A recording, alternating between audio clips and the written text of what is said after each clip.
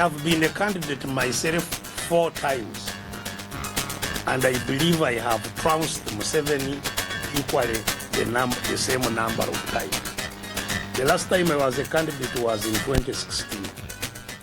I defeated Museveni and even the back of his head touched the soil.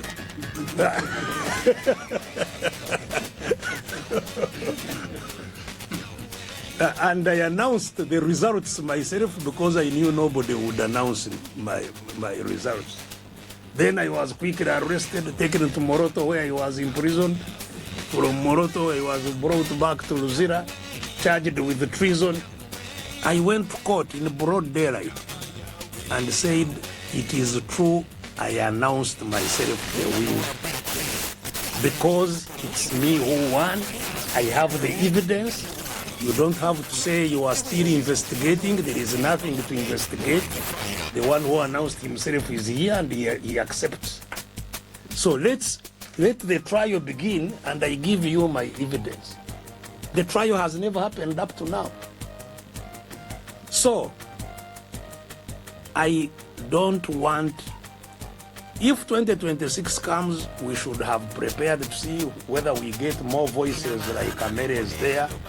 But don't expect that they will announce that now Museveni has been defeated and we organize a function in Kororo where he comes to hand over power. He will not. So rather than spending time waiting for 2026, we must work and take action now, and possibly, and I believe it is possible, to change the situation before 2026.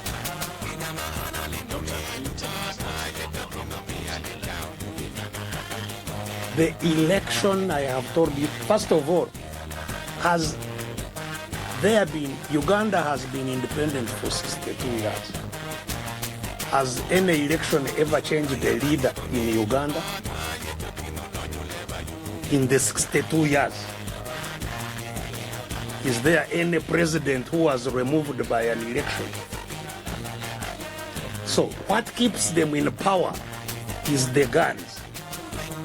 We can win parliament if we are organized. But parliament, I've told you, there is no power there. But you will not win where the power is, because the power where it is kept by guns. So we must fight for that power to come to the people. And that's what we have stood up now. We are telling those who are holding us at ransom, holding us on a stranglehold, that we are going to organize. And the law allows us.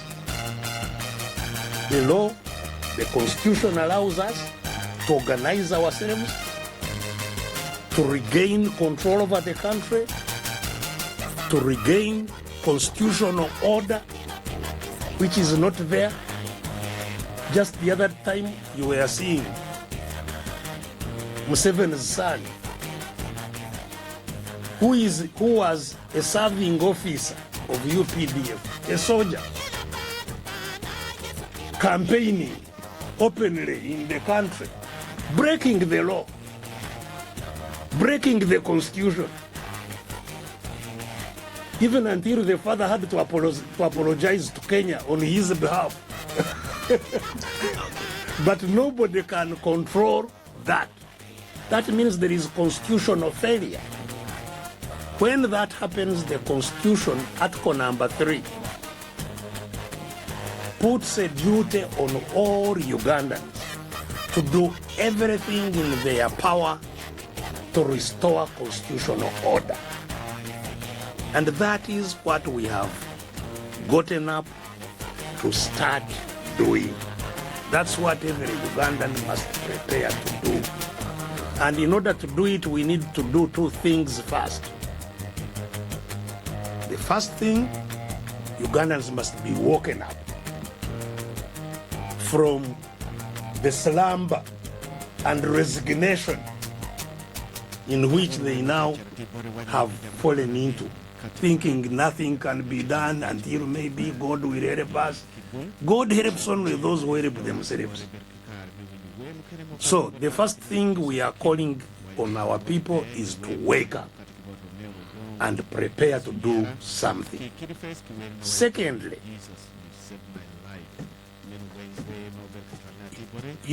for anyone to achieve anything, you must be organized. So those who wake up must organize. And that is our second duty, to organize and coordinate so that we can speak with one voice and act together in concert. Speak with one voice and take action together. And that's what we are organizing across the country. So once we do that, our leadership, including the Honorable Mary here and others, will be giving you details of what we need to do. Not next year, this year. What we need to do once we are organized, what actions do we need to take that we must take to regain control of our country. Doctor, as you come down, maybe finally, how possible is this movement or the initiative that you're trying to bring on board, now that the party has issues, not only FDC, the other parties also have? Yes. First of all, the struggle we have to fight, the one I'm describing, is not a fight between parties. It's a fight for all parties. In other words, FDC should not stand up to fight DP, to fight UPC, to fight, or even NRM, because all of us are captives. So the struggle we are, you see, the British are the ones who first captured Uganda with guns, the British. We resisted them and removed them. Not because they were parties. Ordinary people organized and a resistance struggle to remove the British, and we defeated them. The British did not go because they felt that they had ruled us enough and go. But did that happen with loss of lands and Breaking what? What something that Uganda fear? What do they fear? Which law? I've told you the Constitution. You see, how did Museveni anyway become a president? Okay. Did he? Okay. Did he? Thank you, Doctor. Thank you, Doctor. Let's take this one to... It seems it's not Ugandans who fear, it is you who is fearing. You are the one who is here fearing. Well, thank you. Uganda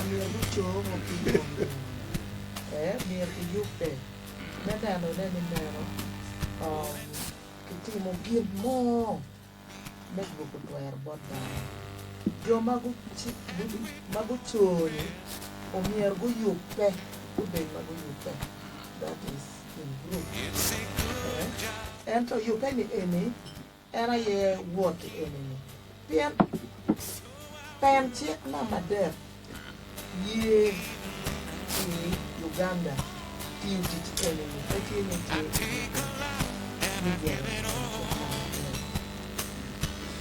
era ye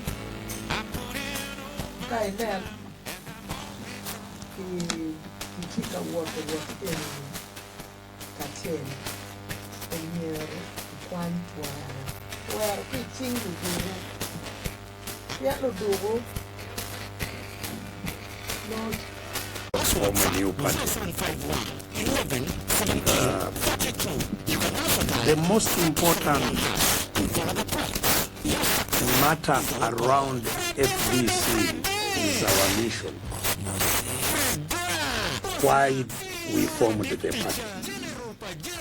We formed the party to help bring control of the country to the hands of Ugandans. That's why we call it democratic change, which has never happened in Uganda, that no leader has ever handed over power to another. Every leader is bombed out of office. Every leader is bombed out of office. Why? Because it is guns that control power. So the mission of FDC is to change control of power from guns into the hands of Ugandans. Now,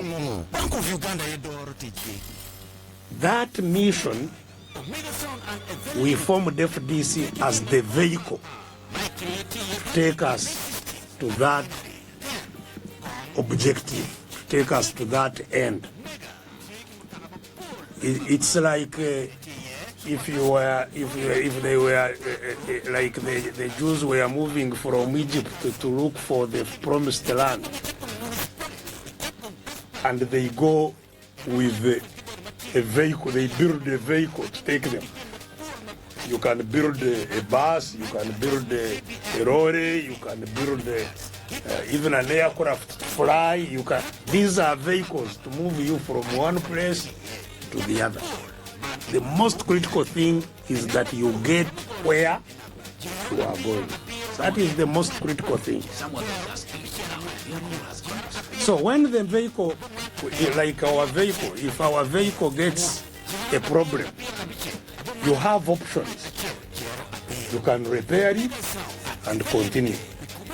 It may take some time to repair, but you can repair it and continue. You may find that it has an engine knock, which needs maybe an overhaul.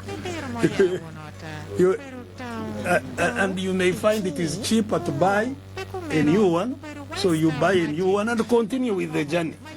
So the most important thing is the journey to get where you are going. You see, for me as Besigye, NRM was actually my vehicle. I joined NRM thinking that NRM could indeed cause democratic change. That's what I hope, that we will cause democratic change and rule by gun. When NRM developed problems that were very, very serious, I did not see it. To now, because I saw NRM going to enter a lake, the vehicle was actually going into water. And I said, no, I cannot drown with the vehicle. I will never get where I was going. So I jumped out and looked for another vehicle to continue where I was going. So these vehicles, when I jumped out, we didn't form FDC, we formed the reform agenda. We had the reform agenda first. But the reform agenda, we realized it was slow. So we added on other people, built a bigger vehicle, which united the reform agenda, PAFO, united NDF, became a bigger vehicle to go. If the bigger vehicle gets a problem, then we see which other one we can use. So we should not focus on the vehicle. We will find a solution. We will find a solution. And as I have said, it is urgent that we find a solution because we must get where we are going very quickly. So Richard, don't worry about the vehicle. We will get a vehicle, either repaired or a new one. People electing individuals is always there. In any election, the individual matters. So they don't only elect a party. They elect a party together with the individual. That's why even within the party, some party members reject some individuals and choose others in primary. So individuals are important because they have qualities of an individual. But the reason now people are no longer really focusing on the party is because the fight we are in is actually not a fight that can change a system. You see, parties normally provide different alternatives. If we win, we have a different ideology, we have different policies that will govern. But when there is a state capture like now, people then look at individuals only because the policies are not likely to change. So they just look at Amere who is going to bring Mama Kid. And they replace some people. Because the policies of FDC cannot be implemented. We have wonderful policies that would reduce taxes, for example, which we were talking about. FDC has been always campaigning to have low taxes. When you have low taxes, people remain with their money and use it to develop. And because the taxes are low, people buy more things and the government gets more money, although they collect little from each one. So we have already, the high taxes are deliberate to cause people to remain in poverty. But those policies of FDC cannot be implemented because FDC will, unless we defeat the guns, the policies of FDC will not be implemented. And to defeat the guns, we don't only need FDC. So we must not focus on the policy. We must bring DP with whatever policy they have, UPC with whatever policy they have, NUP with whatever policy they have. We first get ourselves out of gun rule, out of capture. Then our policies can compete. So the policies will come after liberation. Michael was thanking me. Yes, the other Richard, I must move quickly. The other Richard was asking why leaders are leaving FDC. You see, being a leader in the opposition, I have explained to you earlier, they would not get even a single person if they didn't pay them transport to come, buy food for them, give them some money to take home. They would not get anybody. They send buses to the villages to collect them and so on and so forth. So that is the way to defeat. We must sacrifice. Thirdly, we must overcome their propaganda, because they are always on the radios with RDCs, with what? Telling lies. You know that we are bringing parish model, poverty is now going to end. And the people, instead of fighting, they wait thinking that parish model is going to change their lives. Not knowing that parish model, just like Bagagawale, just like Mioga, just like Entandikwa, just like all these lies they have been telling, will not change anything. Because I have told you, Museveni is eating this year 802 billion, which came out of our taxes. The scrambles that remain, 32 billion, is what is coming to Kitubu, the entire Kitubu. So there is no way they give you parish model, you have no medical care, you have no school fees. The money comes 1 million, you find the people are already sick in the home, they take it with the medicine. There is no school fees, there is no what?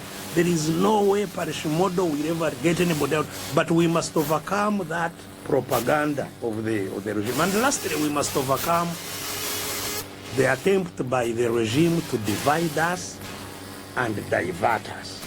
Because all these are their schemes.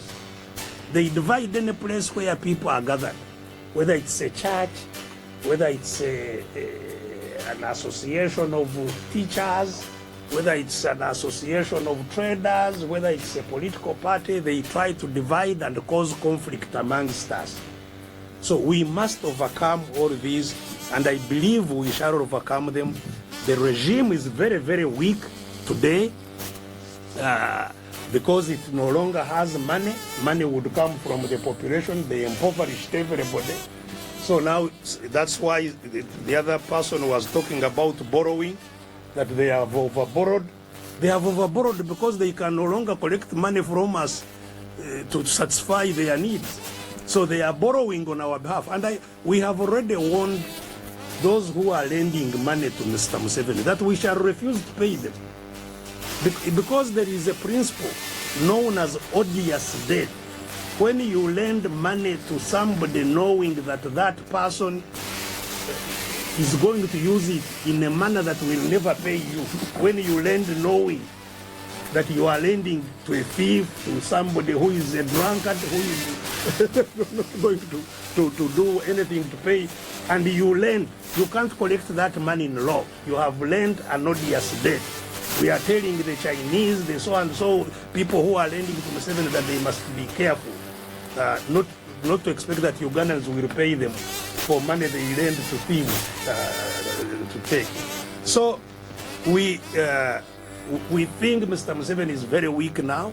We think we must organize, and it's a big, big sacrifice on the individual. Because you are terrorized. You saw us fighting with the police today. You didn't see you have never seen the police stopping NRM leaders from passing through town. For us, everything you do is a sacrifice. That's why I am always in prison. I don't know how many times, I cannot count how many times I have been in prison. You can't do business because even if you want to do any business, the business is like government contracts, you will never get them, and so on and so forth. So living in the opposition is a huge, huge sacrifice.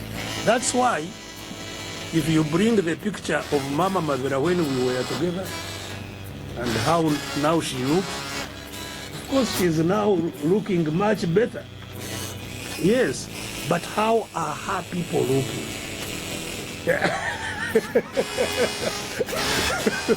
So individuals, when they get tired of struggling, can join to be better off as individuals. In other words, they give up their cause and go to look after themselves. They don't remain on the cause. The other people who asked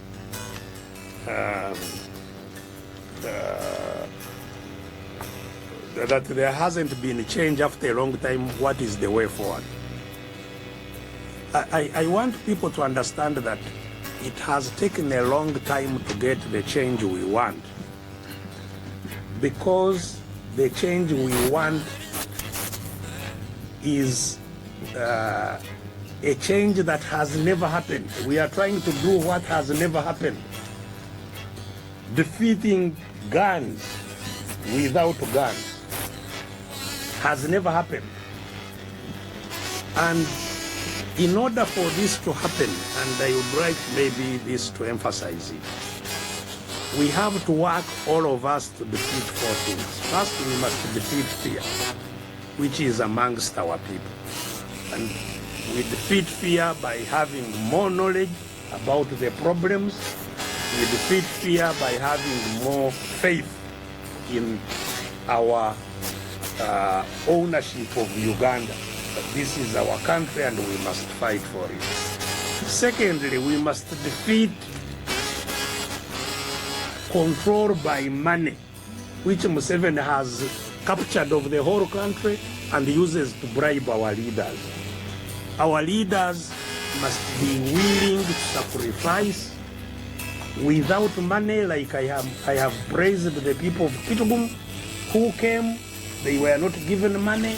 They came, they sat here the whole day. We planned together. They have gone back. They didn't eat. That is the way to go. In NRM,